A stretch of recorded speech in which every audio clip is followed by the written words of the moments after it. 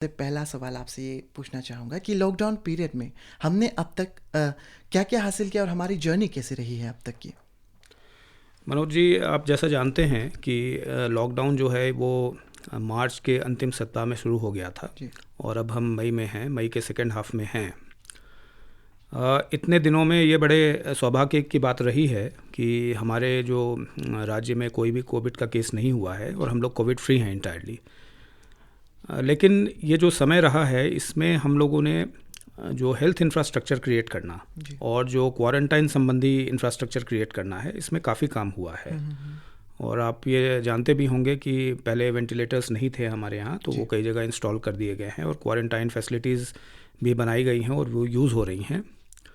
Finance की तरफ से मैं आपको बताना चाहूँगा कि ये करीब 45-50 दिनों में राज्य सरकार ने कोविड रिलेटेड एक्टिविटीज़ में करीब 270 करोड़ रुपए खर्च किया है। जी इसमें जो हेल्थ एंड फैमिली वेलफेयर में तरह तरह की फैसिलिटीज़ बनाना वो एक काम रहा है। आईसीयूज़ बने हैं, वेंटिलेटर्स आए हैं और बाकी भी जो इंफ्रास्ट्रक्चर में सुधार हुआ है हेल्थ के रिलेटेड, जी जिससे कि अब हम लोग तैयार हैं कि अगर आगे कभी केसेस होते भी हैं तो उसको हम लोग संभाल सकेंगे। इसके अलावा जो हमारे डिप्टी कमिश्नर्स हैं उनको जो एक स्टेट डिज़ास्टर रिलीफ फंड होता है उसके तहत काफ़ी पैसा दिया गया है, जिससे कि अगर आगे कोई भी स्थिति ख़राब होती है तो उसको संभाल सकें। जो आपके जो क्वारंटाइन सेंटर्स हैं उसको अच्छे ढंग से वो चला सकें। जी जी और बाकी भी बहुत सारा खर्चा होता है।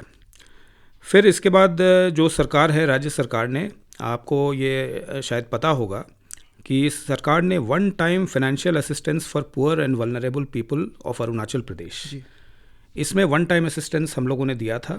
और इसके अलावा जो है एक हम लोग पीएम किसान सम्मान निधि होता है जो गवर्नमेंट ऑफ इंडिया की स्कीम है, उसको टॉपअप भी हमने दिया है। जी जी सरकार जो केंद्र सरकार की जो स्कीमें होती हैं जैसे मनरेगा है उसमें काफ़ी फंड आया है।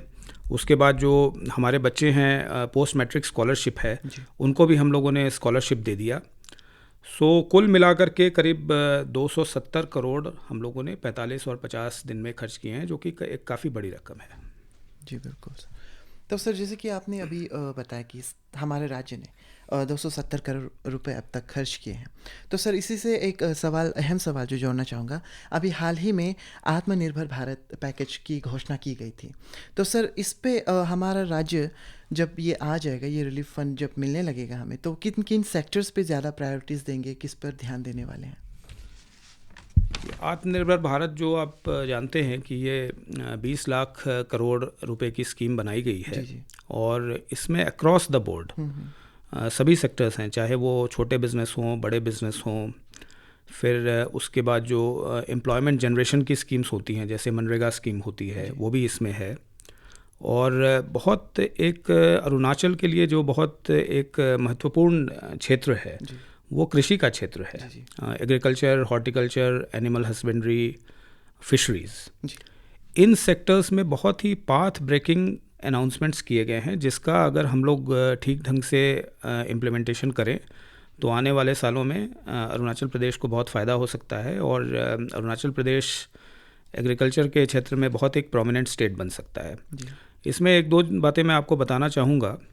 एक तो इसमें जो हम लोगों के यहाँ जो कृषि में समस्या आती है कि पैदावार की क्वांटिटी काफ़ी रहती है और क्वालिटी भी बहुत अच्छी है, कई क्षेत्रों में बिल्कुल ऑर्गेनिक है और बहुत अच्छी क्वालिटी का है। लेकिन जो एक फॉरवर्ड लिंकेज होता है एग्रीकल्चर में वो हमारे यहाँ अभी उस लेवल पर नहीं बन पाया है। उसमें जैसे कि आपका मार्केटिंग फैसिलिटीज़ हैं, फिर स्टोरेज बहुत इंपॉर्टेंट होता है, ग्रेडिंग है, सॉर्टिंग है, ब्रांडिंग है।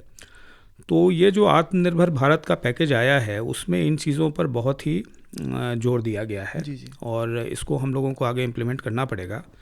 इसके अलावा एक और बहुत महत्वपूर्ण अनाउंसमेंट हुआ है। एक एग्रीकल्चर प्रोड्यूस मार्केटिंग कमेटी होती है जो APMC एक्ट होता है, जिसके तहत आप अपने प्रोड्यूस को सिर्फ मंडियों में जो वहाँ के जो एजेंट्स होते हैं उसमें आप बेच सकते थे कई चीज़ों को।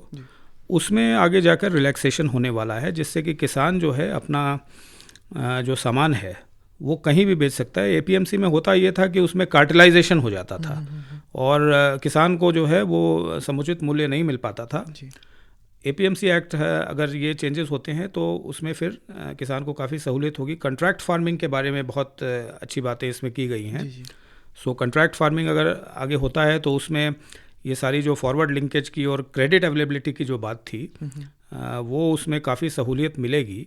तो एग्रीकल्चर के क्षेत्र में बहुत अच्छा वो ये पैकेज हमारे लिए जो है ये बहुत इम्पॉर्टेंट है। इसके अलावा जो एमएसएमई हैं और स्मॉल बिजनेसेस हैं वो सब तो है ही। हाँ जी।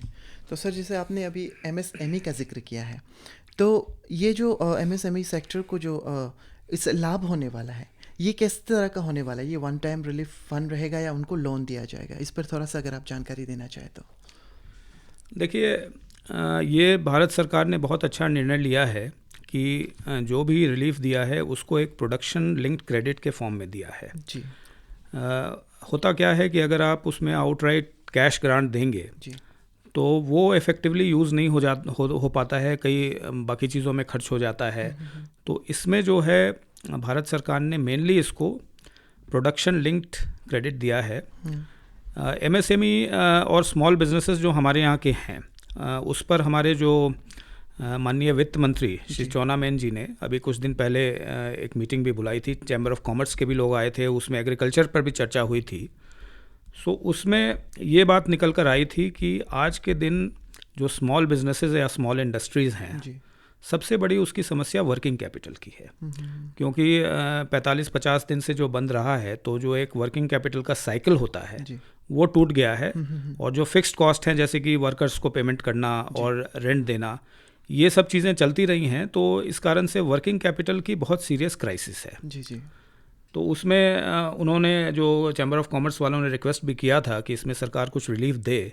और फिर हम लोगों ने ये डिसाइड किया था कि जो गवर्नमेंट ऑफ इंडिया की पैकेज है उसके लिए हम वेट करेंगे। जी तो वो पैकेज अब आ गया है, उसमें वर्किंग कैपिटल के लिए भी क्रेडिट की बात है। जी अब यहाँ मैं आपको ये बात बताना चाहूँगा कि जो क्रेडिट वाली स्कीम्स हैं उसमें हम लोगों ने देखा है कि ये बैंक्स की तरफ से आप जानते हैं डिसबर्स होता है। जी और उसमें हम लोगों को पिछले दिनों काफ़ी सालों से दिक्कत आ रही है कुछ यहाँ पर, क्योंकि स्कीम बनती है सरकार की, राज्य सरकार की या केंद्रीय सरकार की, लेकिन जो क्रेडिट डिसबर्समेंट होता है उसको अगर बैंक थोड़ा प्रोएक्टिव होकर के और थोड़ा लिबरल होकर नहीं देंगे तो उसमें दिक्कत आ सकती है। जी तो ये बड़ा एक क्रूशियल पॉइंट है कि क्रेडिट डिसबर्समेंट को हम लोग को बहुत क्लोजली मॉनिटर करना पड़ेगा। जी जी जी इसमें एक SLBC होती है जो कि क्वार्टरली हमारे चीफ सेक्रेटरी जिसकी अध्यक्षता में सारा क्रेडिट का रिव्यू होता है।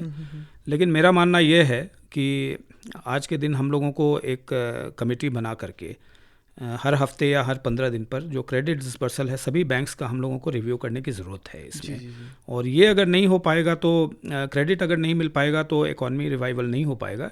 इसलिए मेरे ख्याल से सबसे महत्वपूर्ण ये चीज़ है। इसमें सिर्फ MSME क्रेडिट ही नहीं है, इसमें आपको जो है नाबार्ड की तरफ से एग्रीकल्चरल क्रेडिट भी है। जी तो सभी तरह के क्रेडिट को जो है वो बहुत ही क्लोजली मॉनिटर करना पड़ेगा। और अगर बैंक्स की कोई दिक्कतें हैं तो उसमें भी हम लोगों को जाना पड़ेगा, उनकी भी दिक्कतें होती हैं। और दूसरा, आपके माध्यम से मैं जो लोनीज़ हैं उनको भी मैं ये रिक्वेस्ट करना चाहूँगा कि एक क्रेडिट डिसिप्लिन भी रखने की ज़रूरत होती है, क्योंकि अगर आप क्रेडिट को वापस नहीं करेंगे तो बैंक्स उसमें रिलक्टेंट हो जाते हैं। तो ये जो है बहुत कॉपरेशन से फाइनेंशियल इंस्टीट्यूशंस और राज्य सरकार और सभी लोगों को साथ चलने की ज़रूरत है। जी जी जी तो सर जैसे आपने कहा कि एग्रीकल्चर सेक्टर में नबार्ड का बहुत बड़ा हाथ होता है। जब भी एग्रीकल्चर की बात होती है नबार्ड हमेशा उनके फार्मर्स के साथ रहती है। तो सर इसमें भी क्या जो लोन दिया जाएगा इसमें भी लगभग सेम क्राइटेरिया रहेगी जैसे MSME को दिया जाएगा? नाबार्ड जो है वो डायरेक्टली नहीं लोनिंग करती है। हाँ जी, हाँ ये आपके जो है वो एग्रीकल्चर क्रेडिट का एक पूरा स्कीम रहता है। जी जी जी सो उसमें जो स्पेशल फंड भारत सरकार ने उसमें दिया है, सो एक तो बैंक्स के पास क्रेडिट देने के लिए पैसा ज़्यादा रहेगा। जी और किसान कार्ड क्रेडिट कार्ड जो है जो गवर्नमेंट ऑफ इंडिया की बहुत सक्सेसफुल स्कीम है, जी उसमें भी उसकी भी जो है नंबर्स बढ़ाए गए हैं। जी जी सो एग्रीकल्चरल क्रेडिट में फ़ंड्स की प्रॉब्लम केंद्र सरकार की तरफ से जो है वो पूरी अवेलेबल करा दी गई है। जी जी बट इसमें ज़रूरी है कि राज्य सरकार और नाबार्ड दोनों जो हैं इसमें मिल करके और बैंक्स को साथ लेकर के इसको बहुत इंटेंस मॉनिटरिंग इस पर करनी पड़ेगी। जी, जी। तो ये आगे हम लोगों को करना पड़ेगा। बिल्कुल सर। तो सर जैसे हम ज़िक्र कर रहे हैं फंड्स की, फाइनेंशियल स्टेटस की, तो हाल ही में केंद्र सरकार ने अपने कर्मचारियों के जो डीए होते हैं उनको फ्रीज़ कर दिया है। तो सर मुझे लगता है कि काफ़ी सारे लोगों में ये क्वेश्चन जाग रहा होगा, उठ रही होगी कि क्या राज्य सरकार भी हमारे सैलरी के साथ कुछ कटौती करने वाली है? देखिए, इसमें मैं आपको बताना चाहूँगा कि जैसा आप जानते हैं कि कोविड के कारण जो पूरे विश्व में लॉकडाउन हो रहा है, जी, उसके कारण जो सडनली इकॉनमी स्टॉपेज हुई है उसमें कई तरह की दिक्कतें हुई हैं। एक तो सप्लाई चेन्स जो है वो रुक गए हैं और इकॉनमी की गति भी रुक गई है।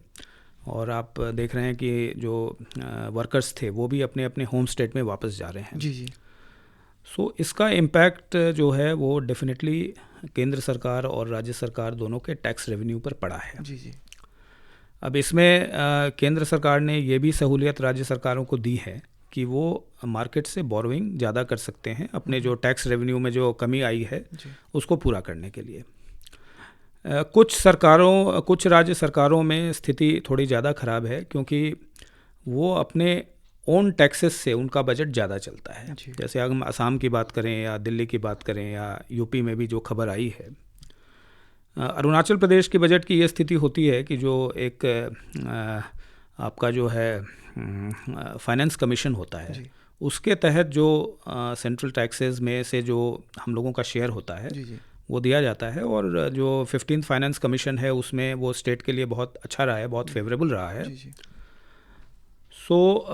लेकिन इसके साथ साथ ये भी ज़रूरी है कि हम लोगों को अपना भी टैक्स रेवेन्यू बढ़ाने की ज़रूरत है। इस पर भी काम हो रहा है। जी, जहाँ तक गवर्नमेंट ऑफ इंडिया के टैक्स जो हम लोगों का शेयर आता है उसमें अप्रैल के महीने तक में कोई ख़ास कटौती नहीं देखी गई है। और जो हम लोगों को आगे लगता है कि ये केंद्र सरकार की तरफ से जो टैक्स रेवेन्यू का हम लोगों को कंट्रीब्यूशन जो शेयर आता है वो आगे चलता रहेगा। जी, जी, इसीलिए मैं ये नहीं समझता हूँ कि आगे जाकर सैलरी में या कोई इस तरह की चीज़ों में हाँ जी, मुझे नहीं लगता है कोई दिक्कत होने वाली है। जी, जी, लेकिन जो हमारा नॉन प्लान एक्सपेंडिचर होता है जैसे कि पोस्ट क्रिएशन नया करना या नई गाड़ियाँ लेना जी, जी, या ऑफिस का एक ऑफिस को हम लोग कई बार रिनोवेट करते हैं, जी, उन चीज़ों पर हम लोगों ने फाइनेंस डिपार्टमेंट की तरफ से सर्कुलर इशू किया है जी, जी, कि ये चीज़ें जून एंड तक हम लोग बिल्कुल उसको रोक रहे हैं। हाँ, अगर ज़रूरत रहे तो आगे भी बढ़ाएंगे। जी, सो पूरा ख्याल ये है कि जो गैर ज़रूरी खर्च है उसको कम किया जाए। कम लेकिन जहाँ तक सैलरी और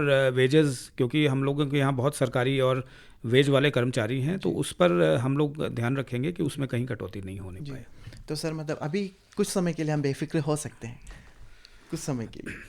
मेरे ख्याल से ये हम लोग मैनेज कर पाएंगे, जी, जी, क्योंकि केंद्र सरकार की तरफ से भी कोई ऐसे इंडिकेशन नहीं आ रहे हैं अभी तक। और राज्य सरकार भी बाकी जो गैर ज़रूरी तो मैं नहीं कहूँगा उसको, लेकिन जो खर्चे कम ज़रूरी हैं जी। उसको हम लोग वो कर रहे हैं। तो मेरे ख्याल से दिक्कत नहीं आनी हाँ चाहिए। जी। तो सर समय की कमी है तो मैं अब आपसे विदा लेते लेते चाहूँगा कि आप हमारे राज्य को अपना कोई मैसेज दें।